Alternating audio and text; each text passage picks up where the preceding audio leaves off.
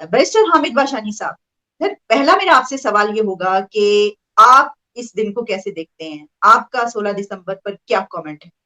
उसको किसी एक नुक्ता नजर से बिल्कुल डब कर देना कि नहीं जी ट्रेजेडी थी चूंकि बांग्लादेश हमारे हाथ से निकल गया,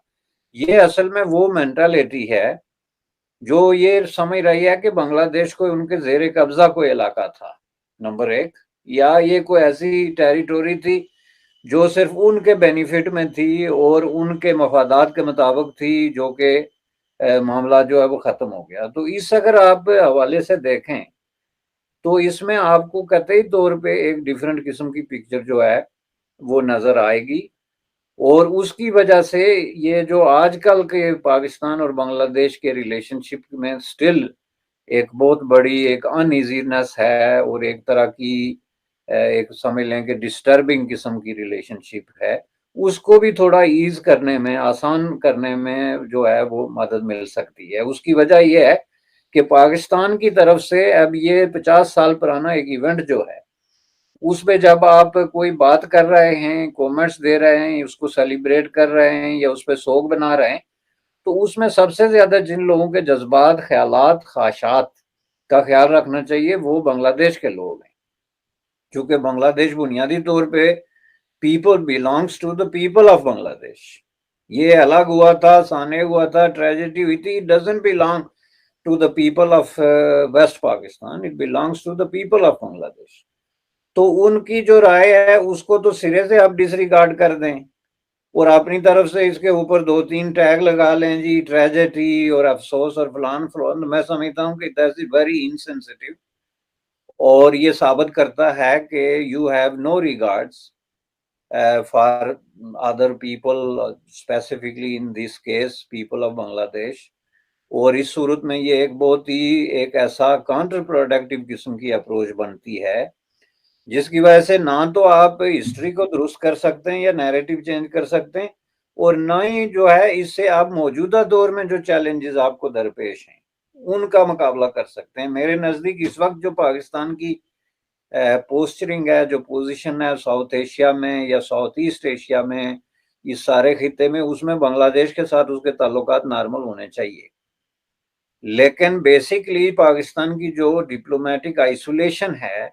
उसके नतीजे में बांग्लादेश, इंडिया से लेते हुए अफगानिस्तान, ईरान, कोई एक मुल्क जिसका आप नाम ले लें उसके साथ जो है वो पाकिस्तान के ताल्लुकात इंतहाई जो है वो नाखुशगवार हैं। और उसके पीछे यही एक खास किस्म का माइंड सेट है जो हिस्ट्री के मुख्तलिफ वाकयात में जो है वो स्टक हुआ है, और उसको बुनियाद बना के तो आज की जो डिप्लोमेटिक अटेम्प्ट्स हैं या उनकी जो कोशिशें हैं वो उसी के इर्द गिर्द उसको सामने रख के तो घुमा रहे हैं जो कि पॉसिबल नहीं है, जिसकी वजह से पाकिस्तान जो है वो अपने आप को एक जो टनल विजन आप कहते हैं ना, जिसके एक खास किस्म की कैफियत के अंदर धकेल रहा है, जिसके आगे जो है वो बड़ी मायूस कुन किस्म की जो है ना सूरत हाल है। ठीक।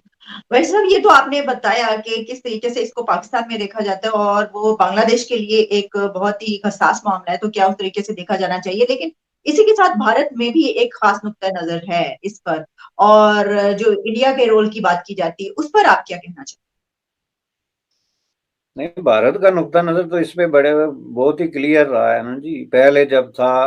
बीजेपी की हुकूमत से पहले, तो चूंकि इसका नुक्ता नजर कांग्रेस ज्यादातर इकदार में रही, तो कांग्रेस का एक क्लियर किस्म का इसका स्टैंड ये था कि ये बांग्लादेश के अवाम के हुकूक की लड़ाई या उनकी आज़ादी की जंग थी जिसमें हमने उनकी मदद की। और इस मदद वाली बात पे भी वो बहुत ज्यादा जो है वो स्ट्रेस नहीं करते थे, specifically all the way up to जो है वो इंदिरा गांधी,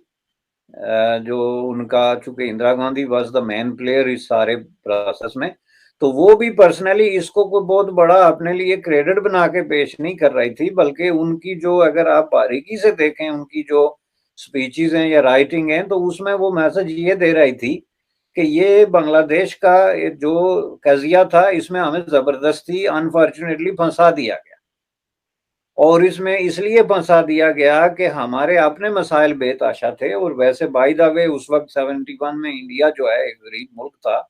और उसके बेशुमार चैलेंजेस थे, और वो इस पोजीशन में नहीं था कि वो किसी तरह की रीजनल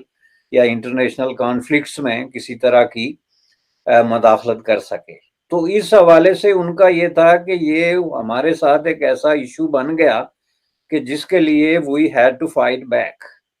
इशू बनने के लिए उनका जो इंदिरा गांधी का मौक़िफ़ था वो ये था कि हम इंटरनेशनल प्लेटफॉर्म्स और इंटरनेशनल लीडरशिप के साथ मिलके तो ये मसला हल कर रहे थे।